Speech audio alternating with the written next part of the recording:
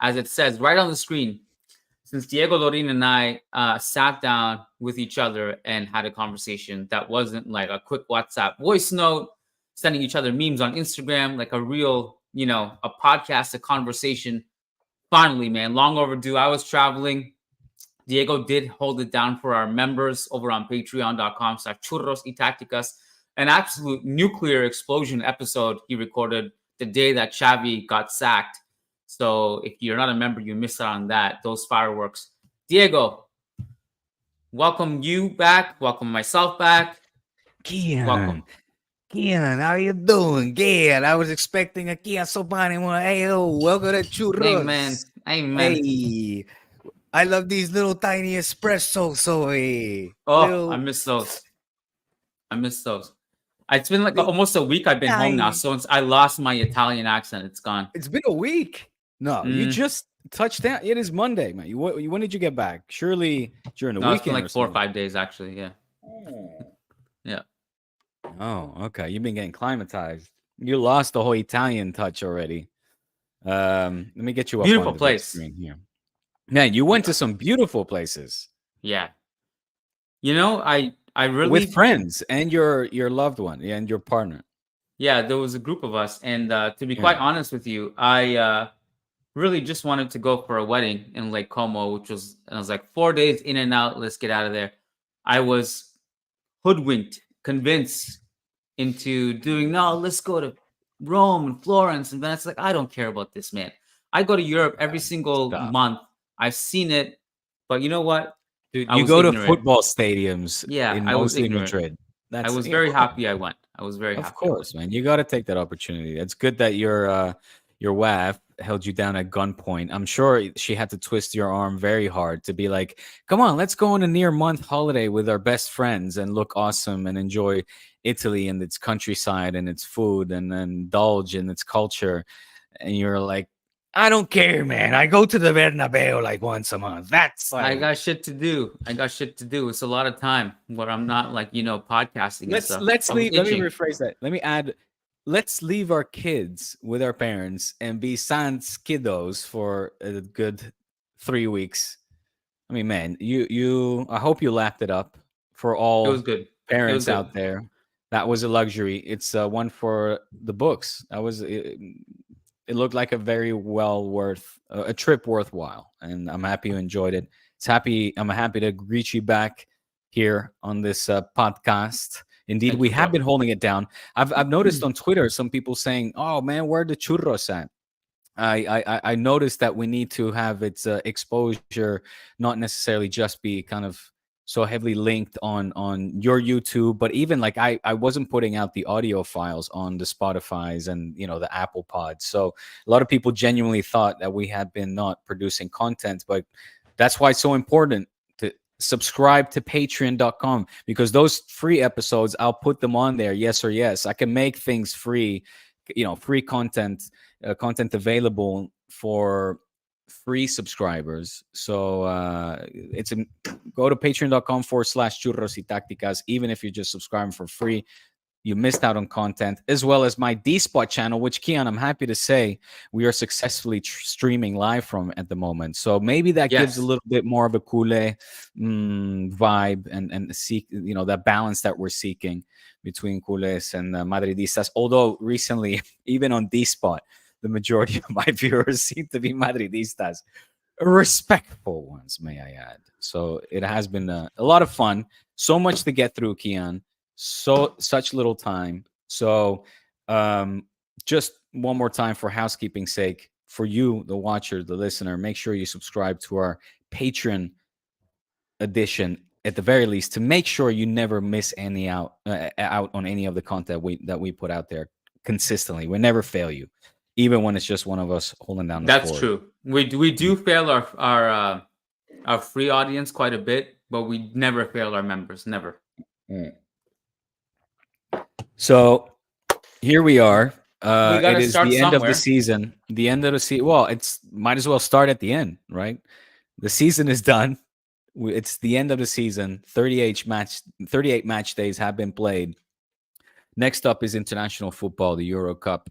But a lot has happened between the start of May, and now, of course, there's still the Champions League final left to play for you guys. I kind of almost skipped over that.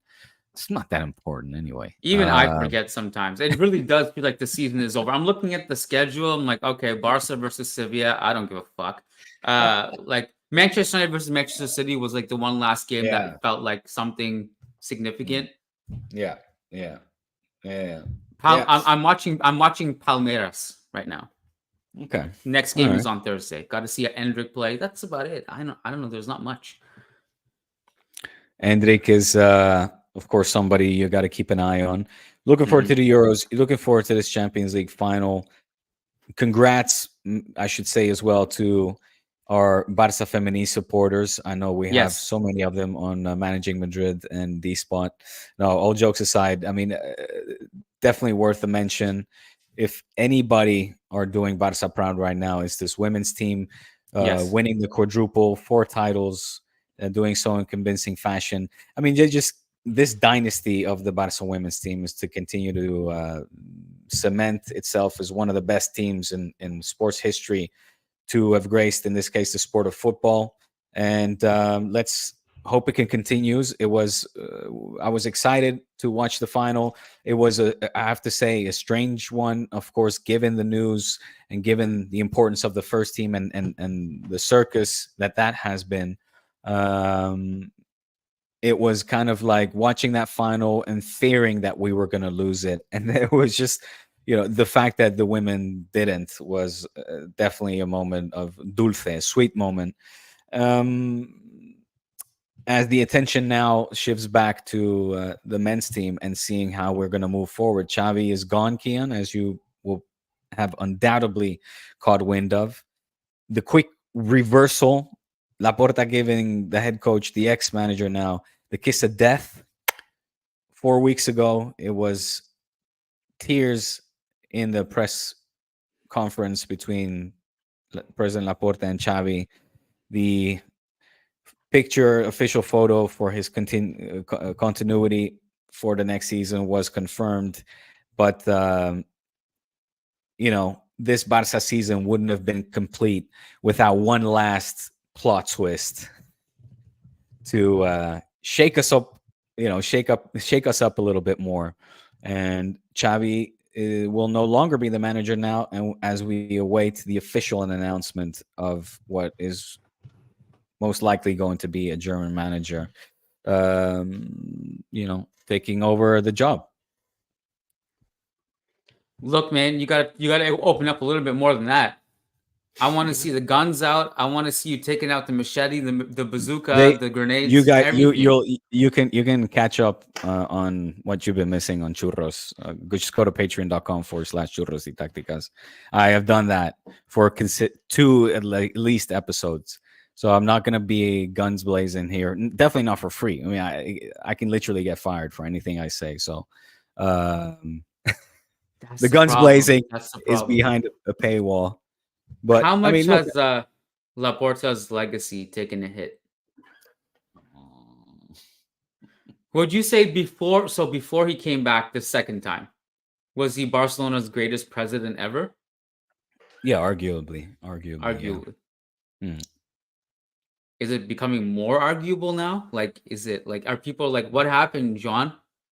Well, there's just like Florentino Perez, there's definitely a first phase and a second phase, or a stage or a stint, and this second one definitely would seem a whole lot more. Let's just say, I think in that first phase, that Laporta had in his favor was the people that he was surrounding himself with. I mean, it's quite a common saying, right? If you want to be a successful boss, CEO, leader, surround yourself by people who are smarter than you. And I think that holds a lot of weight and truth, perhaps in this case, or in any case, really. But that first time he had, Johan Cruyff as a kind of a primary voice of reason when it came to football, its decisions, as well as Chiqui Begiristain, of course, and Soriano, who was much more focused on the business end. But he trusted those people around him to make the right decisions in areas that he was not as well versed in. And I think, we saw that with Frank Rijkaard when it was all looking like Rijkaard was going to get the sack, and had it been Rosé's way, he would have got hit in the sack, and Scolari would have come in. It was Cruyff that said, "Look, keep him." And in conversations with, again, the sporting staff and everyone, they got in the right piece to the puzzle, and in that moment it was Edgar Davids. But that project became successful. Then it was that appointment of a Pep Guardiola, also trusting him, despite a rocky start, to put his faith in Pep and let him make the right decisions, and so on. Anyway, this time it seems a lot more. Maybe we're seeing more of an emotional Laporta. I think that's maybe fair to say. He's older as well. We know that the older we get as men, the more female hormones beset us, and we become a little bit more. That's why you got to Uh, get on the testosterone, bro. yeah, It's time. he's Jean an Laporta emotional. has to get on some TRT. He has to. I think he'll Yeah, get in great shape. He'll make better decisions. his health issues have something to do with it. It's a different Laporta, this time around. When I think there's a lot that has been said as to what took place 4 weeks ago, why that took place, why the change of opinion now so drastically. A lot has been said. And again, go over to churros.com/, I mean, patreon.com/churros y tácticas for a little bit more insight. I'm happy to share my opinions here, but we got to tread cautiously. There was a lot of theorizing about how much of this has to do with Deco.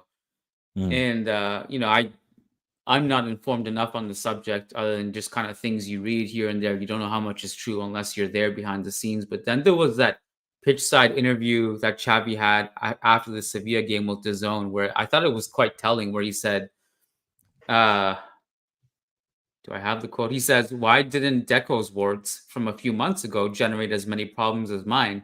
It seems like from day one, my words have generated an earthquake. I don't really know why." And when I read that, I was like, okay, that's pretty telling. Like, obviously, there was something there, which goes back like what, 15 ish, 20 years, when Xavi wanted Deco out as a player, which maybe Deco remembered. Like, he circled this day, like, one day I'm going to be the sporting director. He's going to come back and I'm going to humiliate him. It seemed to That have some kind of vibe to it. Yeah, there's I think that holds some weight.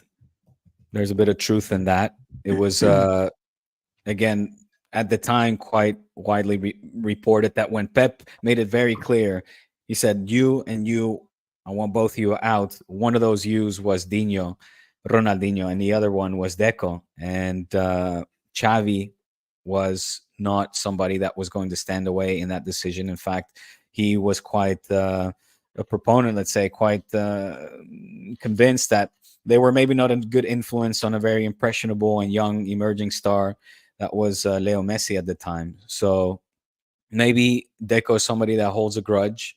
The thing is, like, even Xavi himself, there is no right or wrong, black or white in this, as there never is. As we like to say on this pod, one of your favorite saying, Kiyan's, right? The truth lies somewhere in the middle. And if anything, something that has been lacking from Xavi's side has been perhaps a bit of a more honest, truthful look at himself, and practicing a little bit of self-criticism, because we've certainly have heard a Xavi that has maybe lacked that critical touch, and all season long. I mean, he has, for example, sworn that the team has been playing better this season than last season. And even though statistically, perhaps you can, certainly not defensively and offensively, I mean, as a statement as a whole, in that, I would disagree with that statement as a whole, right? But perhaps even though statistically it might hold some weight, there's a lot of talk, for example, that in the 102 games or so that Xavi has managed, if you put that next to an Angelotti's record over the span of 102. I think Xavi was off by 3 points or something like that. And I think his success rate has been decent as well. I mean, certainly finishing a season with 85 points is nothing embarrassing. Last season, we won the league with 88 points. And I read somewhere that 85 points historically in La Liga would have won you like 70% of the league titles. So, but I think still, despite that, we've missed something from this team. There's not been something quite right about how we have been playing, and that's with all the adversities, from not playing at home to injuries to decisive refereeing decisions to you name it, el entorno, right, the surrounding, the famous environment. But still, you've missed perhaps a more reflective and self-critical Xavi, who reportedly was very adamant when talking to Laporta, that famous sushi night, that sushi dinner, where he convinced Laporta that he had both the motivation and the backing of the locker room to continue for another season. And at the same time, reports are going around that Xavi was very adamant as well in certain players not being there next season. And again, this is just what is reported. What I'm reporting here is nothing. It's stated in many news outlets. They put names behind these certain players. I think nobody will be necessarily surprised to hear any of the names of those players that supposedly Xavi wanted out for next season. And Laporta, he simply cannot get rid of certain players, right? That maybe do have heavy contracts and will be difficult to move. So that was one of the reasons why, after that meeting, when Laporta caved in and said, "Okay, let's like I will accept your decision to stay," and as well accept to come out in a press conference with you to show my backing, which was something that Xavi had requested as well, because there are reports that say Laporta was very reluctant to do any of this before the end of the season. But as I was alluding to before, we're maybe talking about a Laporta that is a little bit more emotional and therefore swayed by the moment. And so anyway, I mean, yeah. Stop me, Kiyan. Well, did Xavi actually come out and say that Barca were better this season than last season? I saw He's that he said, repeatedly said that. okay, because the only thing I remember for sure was that he said the 4 games against Girona and Real Madrid we were better, but I didn't see that he said that the team was better as a whole. I mean, the numbers don't even back that up. Like you guys created less this year and conceded way more this year. So for sure, inarguably, the defense was worse. And also, from a numerical standpoint, the offense was slightly worse too, both in terms of efficiency, but also in terms of creation. You hit the nail on the head when you said I think there was a lack of self-criticism and a lack of self-reflection. And that has been apparent to me about Xavi this whole time. The question is now, what does this look like under Hansi Flick? Because, as you know, one criticism I continually have of Barca is that they play one way and one way only. And Hansi Flick, for better or worse, kind of fits that mold. He wants to play a very high line, aggressive, and gung ho football. And, not that it matters in this moment right now. We have to see it, but apparently Mbappe is coming over, and you think about like, what does the classical look like with when you play a high line and you don't have a DM? Who's the DM? Where's your DM, Diego? Give me a defensive midfielder here. Who's the DM next season? You need someone to organize this. Give first of all, I mean, let's see. There's an entire summer transfer window that still has to start and stop. So give Okay. Barca some time to recollect and restructure the first team, which inevitably will happen with a change of manager, let alone had Xavi stayed. So Xavi Hmm. was very adamant about, for example, a Rodri, a Kimmich coming in, something that wasn't prioritized by at the time by Deco. Instead, a certain young, promising forward was brought in from Brazil for reportedly a hefty sum of money, certainly in Barca's case, right? 30 million plus double that in add ons.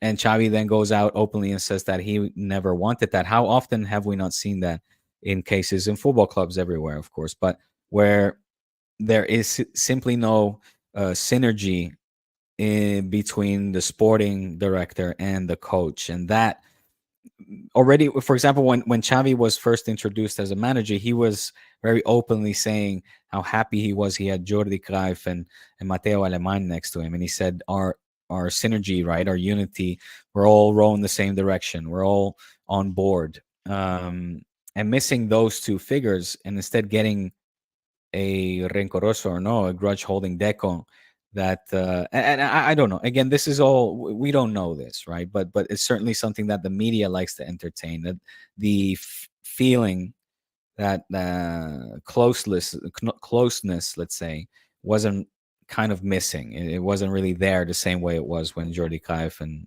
Mateo Alemán were there. So, and you see it, right? Because even publicly, Deco would sometimes contradict things Xavi said. Like saying publicly, like a Movistar, like the the prime time uh, TV for football matches on paid network at halftime, you would see the pitch side reporter have the halftime interview with Deco. And I forget what it was exactly, but uh, Xavi had said something in the pre match press conference, and Deco literally the day after goes and says, "No, that is absolutely not the case," and completely contradicts what Xavi had mentioned the day before, Yeah. and vice versa. Right now, we're hearing Xavi talking about, "I never asked for Victor Roque in the first place," um, and so yeah, Well, I mean, that whole thing was weird too, because if you remember, you go back like 6 months ago before Vitor Roque came over, Xavi said we want to bring him over now. Like, we don't want yeah, to wait. But right. you know what, Diego, man? Like, it's really funny listening to all this. When growing up, it was Real Madrid who could not stay out of the news. There was Mm, every day there was some kind of polemic or drama. And mm. I don't know, it's just been calm for a few years now, relatively. Like it's not hasn't been, I would say, 100% smooth sailing, but it's kind Very of weird to close. be on the calm end of this Mm. now, and just really nice to sit back and enjoy the fireworks from this point of view. We I have to understand. we have to move on, kind of in interest in time. But I did want to ask you, if we're going reverse chronological order now, probably the last thing that happened was, and I'm very curious to get your opinion on this, just the cruise farewell. As a anti-Madridista, anti-German, when we're all sitting there crying and sobbing, and Cruz is with his kids crying, are you just out of your couch, just like with your party hat, like fuck yeah, this guy's leaving, he's gone out of our lives? What is going through your head? Do you care? Are you neutral? Are you celebrating? What are you thinking? When was that game? You're being serious? No, I did not watch it, man. You have no idea the hours that I've been working. I've had like after midnight shifts. My wife has been out of town. I have had my father-in-law in the hospital for 3 weeks. I've had the kids to myself. If you think I'm sitting there chilling, watching Kroos's farewell party, him sobbing with his kids, then you've been in Italy for too long. Hello, welcome You gotta back to real. at least tell me you've seen some images, No, highlights, something. honestly, I have not. I have Were not. you aware that this happened? Did you know Tony Yes, Cruz yes, is retiring? I did know. I did catch wind of that. All right. And how did I feel about that? Just indifferent. I mean, just Okay. now he's retiring. Good for him. I figured like he's probably too excited about doing his podcast, and he's like, "This is perfect. 10 years at Madrid, last final, my last dance. I can talk about it, sell it on my pod, and why am I? I'm Tony Kroos. Like I've achieved everything, and Okay. Well, let me rephrase this he's then. going to play the Euros, obviously, right, as well. So he's back with the German national side.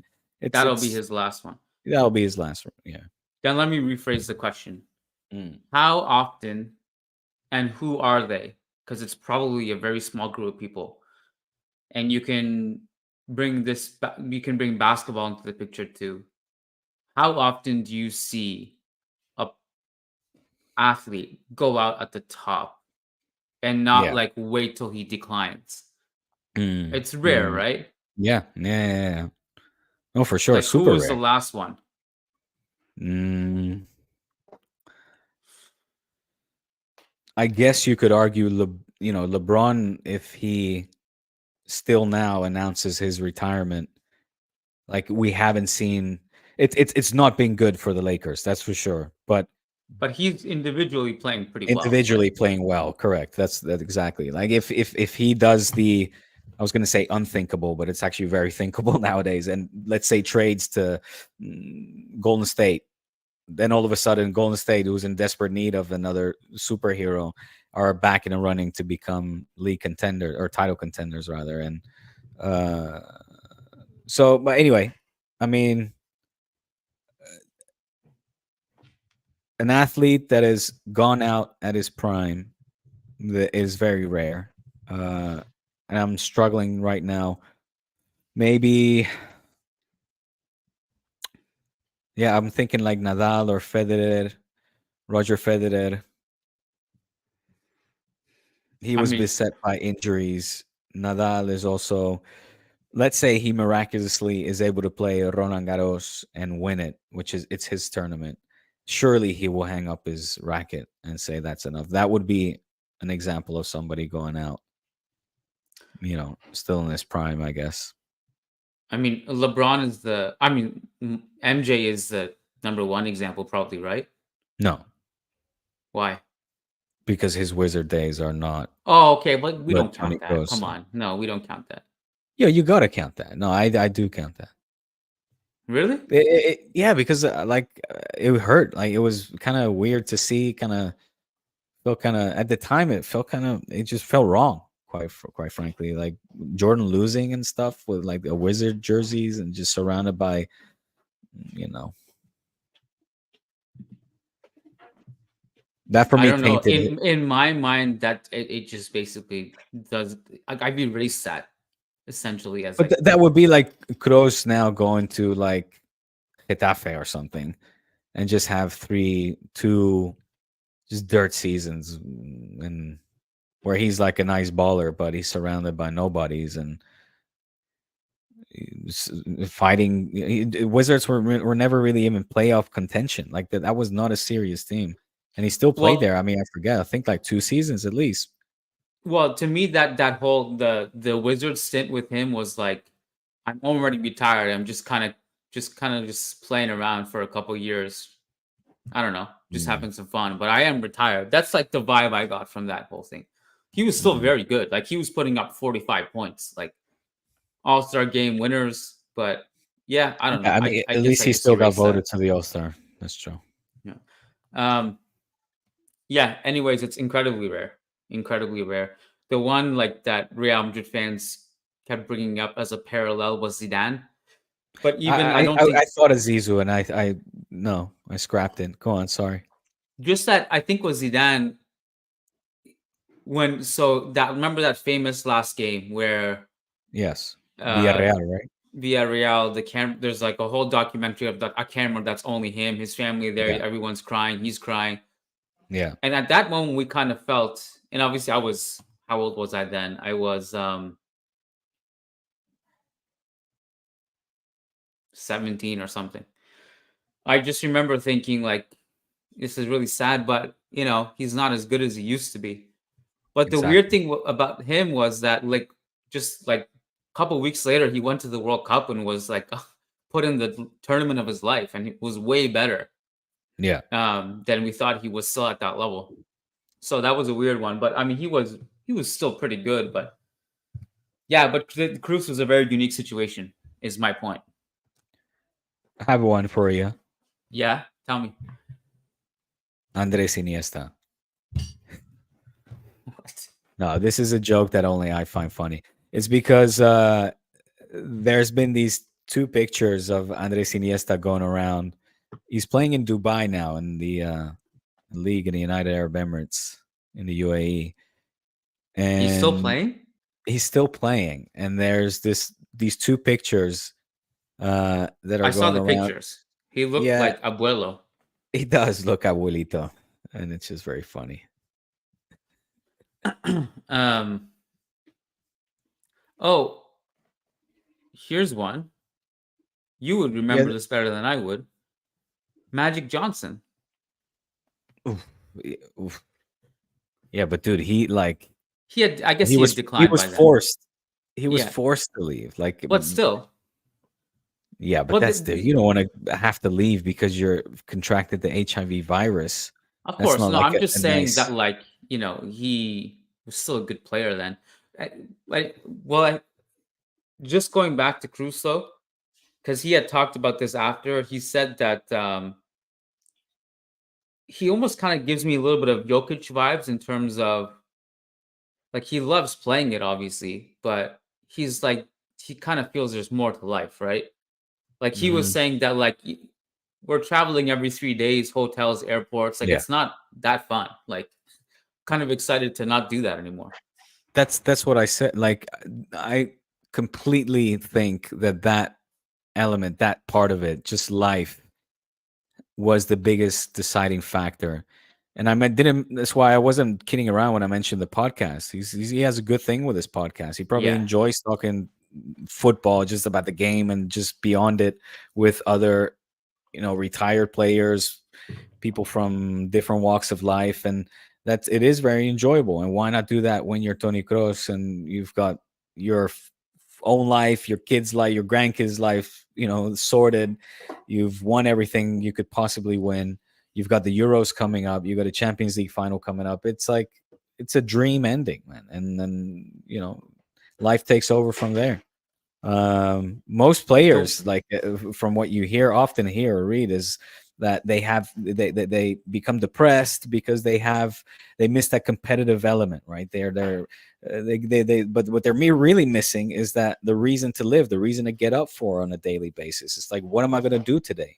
Well, Tony is definitely, I think, figured that out between his pod, which is, I'm not a regular listener. Maybe I would like to be, actually. I could polish up my I mean, it's German in now, if German. anything. I'm German. I fluently understand, if not Wow. speak German. Yeah, You yeah, yeah. surprise me every day, bro. A I man speak of many German. talents. Well, I thought it I was speak just Dutch. no again. Go to patreon.com churros y tácticas. The last pod I've just done. This is for you, Kiyan, but also the listeners. The last pod I just did in for shits and giggles, and maybe in honor of a certain manager that might or might not be coaching Barca next. I did half the pod in German, speaking in You're German. kidding. No, I'm So not. why do you hate Germany so much? I do not. Can you not? I do not hate Germans or Germany. I am just simply Dutch, and there is a rivalry there that will never go away. And it's like Barca Madrid. I refuse. I will always be partial to the rivalry. These long, may they last forever and be long standing and write many histories. Because I'll tell you what, the Germany Holland rivalry is really watered down, and I hope that will never be the case between Barca and Madrid. The Germany Holland rivalry is like, we got to step our fucking game up big time, Holland. Come on, Poland. It's, Godverdomme. yeah, it's watered down because the Netherlands have struggled a little bit in the Yeah, last yeah, yeah. however many years. Um, and let's see what happens with Barca Madrid. There are some clues, but we'll see. But listen, I feel like which is fine, but we glossed over the appointment of the next Barca manager quite quickly. Again, if you want to get my opinion on who may or may not be the next manager, go over to patreon.com, churros y tácticas. But Yukian, from what you're reading in the papers, looks like there's a clear favorite. His name is Hansi Flick. He's Bayern's ex-manager, won the sextuple. He's also the ex-manager of the German national side, with which he has had that much success. Although he was a World Cup winner as assistant coach under Jurgi Löw. Um, you, I don't know. I don't know what that was on your part. I know what it was on my part. But I didn't. I thought we were talking about Yogi Low. yes, we were. Oh, well, he's done both of those things. So he's won the World Cup as an assistant coach, and then obviously led the German national side. People listening on Spotify, not watching YouTube, are hella confused right now. Well, because this is funny to me because it's also an inside joke. It's between us Churros That's not an patrons. inside joke. The whole world just already saw what you just did. Yeah, whatever. It's something that we did on Churros y Tácticas on our Patreon. It's a Patreon inside joke. You got to Oh, subscribe to okay. it. Yes. But what's your opinion? Again, I've voiced mine. Curious to know what you think. Because I quite frankly, I'll summarize mine. I don't know what to make of it. We go over his career, his track record as a coach, and my conclusion is I don't know what to make of this. I already kind of said it. I mean, I think my criticism of Barca has been like just I think they would have been more successful in Europe had they been more adaptable tactically. And I just don't know if Hansi Flick is that kind of manager who will do that. I also have flashbulb memories of Rudiger being looking like a headless chicken at the German national team trying to defend the high line by himself. And I picture Araujo in that situation, and I just wonder like could it just go terribly? But the thing is, domestically, I think it should be fine, and I think it'll probably allow you to play a dominant style of football. All this is very contingent of who you guys get in the summertime. I think also like it's kind of hard to have the conversation now with the current squad. So Jesus, we completely strayed away from that. I feel I was gonna get to the Kimmich and the Zahahi and Hansi Flick link that may be potentially an option, although it's an unlikely one because Kimmich will not come without a hefty price tag, and that obviously doesn't play in our favor. But yeah, I feel like we're like circling back to you talking about the defensive, like the holding midfield position, and I was going to talk about the potential arrival of a Kimmich. If you get somebody like him, I think it helps change things. I don't know if Kimmich is the player he used to be either. Kimmich has expressed some interest in Barca before, right? Kimmich, jawohl. Kimmich. So it remains to be seen. I just kind of I guess would be interested in seeing the final roster for next year. Yeah, One thing that we also glossed over with regards to Barca squad is that when we were talking about was Barca actually better this year than last year? This year there was a lot of injuries, and I think the concern with Barca is like, okay, well next year Gavi's like a new signing, you know, Frankie and Pedri, but then like my question is like, how much do you guys actually expect him to be healthy? Right?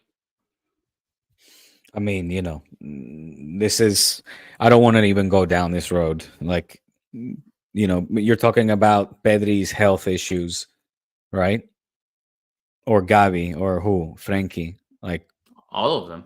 well, sure. But okay. Like, inshallah. I mean, what are you going to say? Yeah. What are you going to. No, nothing. Yeah. I'm just saying that like it's, I've seen a lot of like, well, these guys will be back next year. I'm like, okay, well, we have to see that first. Let's see them be back and be on the field consistently. With Gavi's case, I think it was a bit of bad luck, but this is also on the back of like all these debates about we're running these youngsters into the ground. Now Kubarsi, isn't Kubarsi going to the Olympics and the Euros, right?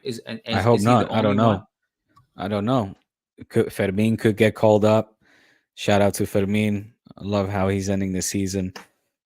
That's for me Xavi's legacy, winning the first league without Messi, and the 15 players that he's allowed to debut and make their state their claim for the Barca first team, and I think many of them are here to stay.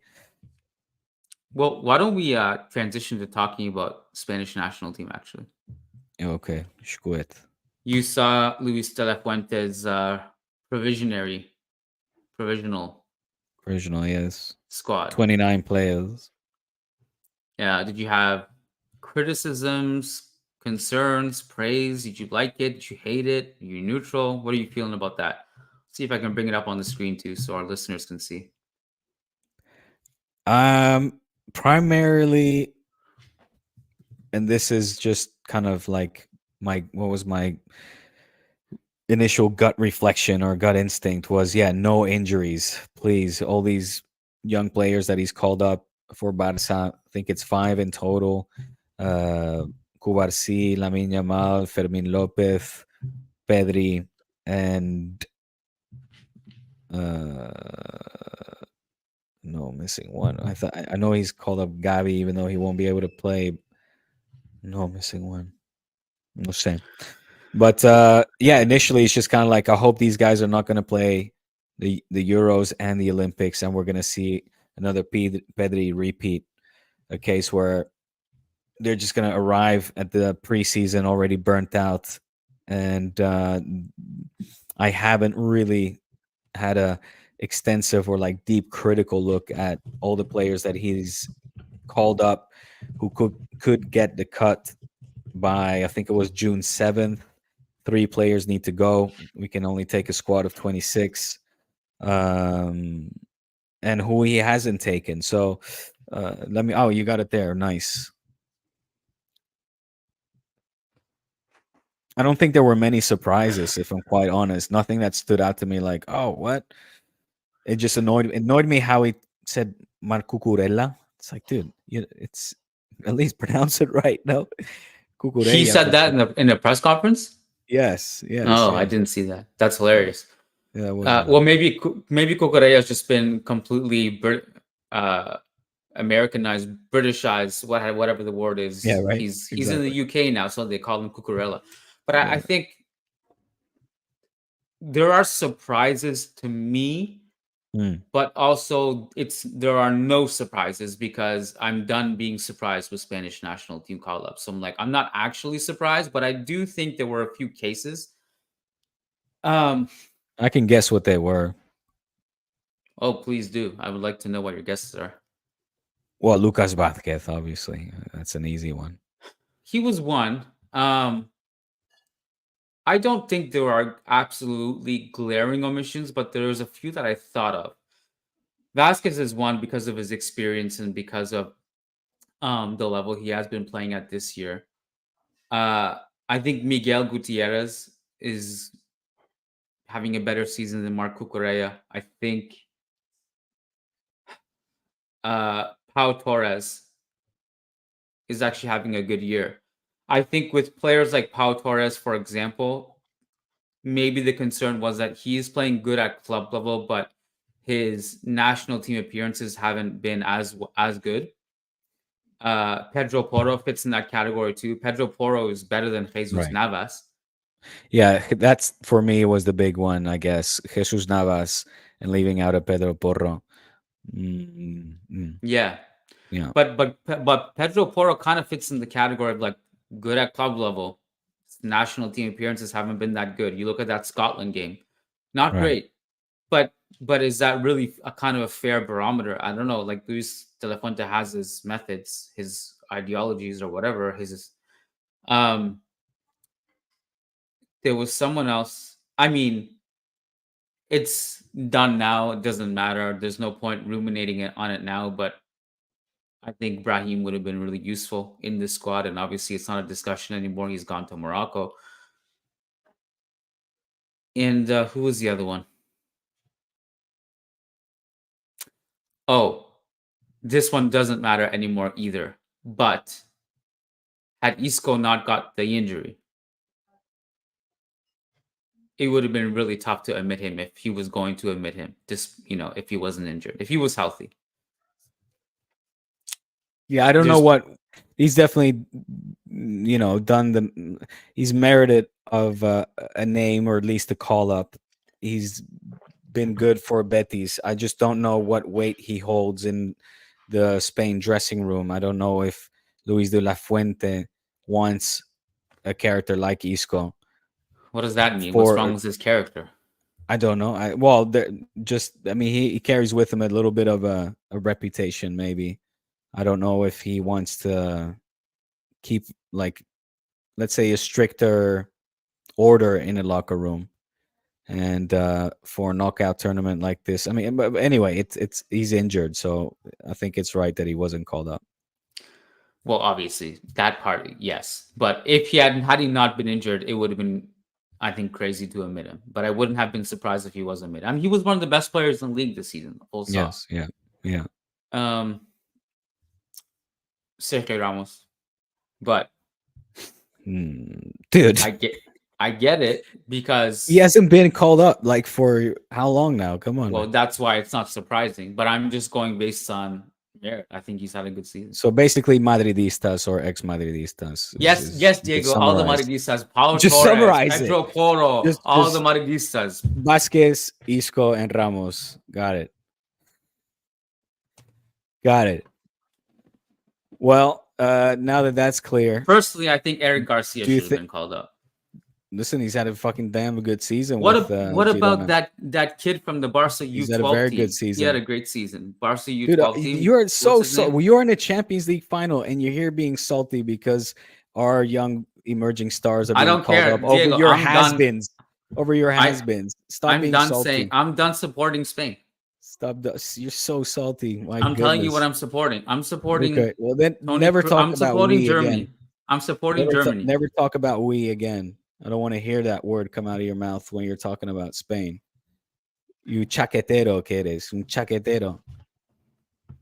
If Germany wins the Euros, Ramos. you're good. If Germany wins the Euros, Get out of here. Diego, Get out of here. you got to come on record to just completely come out and objectively say who is the greater all-time midfielder between him and Xavi. Just saying. I'm rooting for Cruz. I'm rooting for Jude. I'm rooting for the entire Real Madrid French national team. There's like 12 of them at this point. We got 2 minutes. Let your colors flaunt, my friend. We got 2 minutes and 3 super chats. So hold on. So by the way, Nadal has just been eliminated from Roland Garros. So that retirement is not going to happen. You must be ecstatic. The Super League. You see, I'm not like you. I actually am genuinely, as a Spanish person, support Spain in different sports. But are you supporting Luka Doncic? Always supported Nadal. No, just because I absolutely have fallen in love with Ant-Man. He's become one of my favorite ballers since the Sun series. And I've been not watching what Luka Doncic is doing right now? Of course I'm watching it. Of course, dude. Do you think I'm not glued to that series like flies on shit? I've been watching all the Wolves series. Like it's the only NBA I've watched all season. I'm loving it. Also, mind you, by the way, my big sis, Fief, has been living in Minnesota for freaking forever, it feels like. So I actually have family in Minnesota. Let's go Wolves. But Doncic and Kyle have been very aggressive, and I'm just loving this series. I wish the Wolves would have won some though, but looks like it is now game set and match for sure. All right, now we have 1 minute and 3 super chats. Great. Ramkey, and I still haven't given you the Super League news. Looks like the Super League has the green light. I saw that, but that didn't mean anything to me because nothing really changed. All they're saying is that UEFA can't there's the green, right? So it is allowed to exist. Now let's see what happens. Well, that already kind of happened, but anyway. But it was reaffirmed. There was still this court case, this final judgment, let's say, pending. Okay, let's go to Super Chat. Our YouTube member Ramkey says, every time I feel bad for you, Diego, I play the Churros clip where you went 4 minutes bragging for Real Madrid's trophyless season. And it was a season where Atletico Madrid won, not even Barca. Great, Ranky. Thank you for your donation. Next.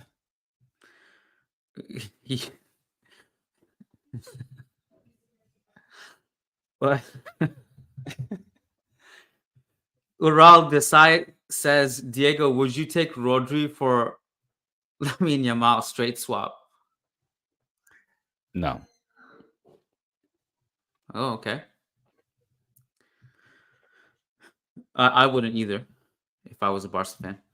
Sheikh Hatiri says, "Don't you need 100 million plus revenue before signing new players? How are you going to sign Kimmich or even Alex Garcia?"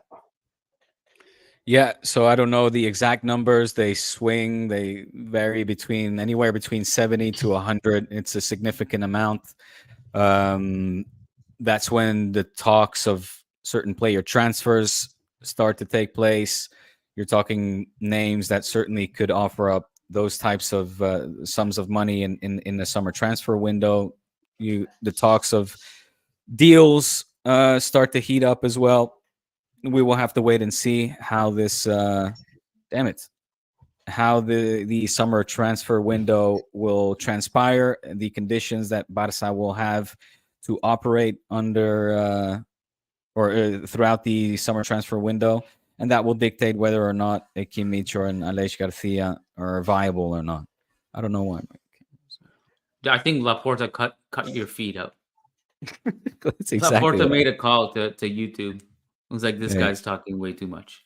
listen, And he's like, as soon as he heard you say you wouldn't swap Yamal for Rodri, he's like, this guy's out of his mind. Yamal's on the transfer market as we speak. We're bringing Rodri in. All right, we got to go. Thank you guys for tuning in. We actually, if you're a Managing Madrid member, you can basically just click a couple of buttons and join us live on StreamYard in like 30 seconds. We're doing a call for our members. But if not, Diego and I are going to be back on later this week, either Thursday or Friday, over on patreon.com/churros y tacticas for the really juicy stuff. And if you want to just hear everything Diego said, all the inside information from Barcelona, that went up for Churros patrons on Friday. Yeah. Diego is frozen now. All right. am I He's back? back.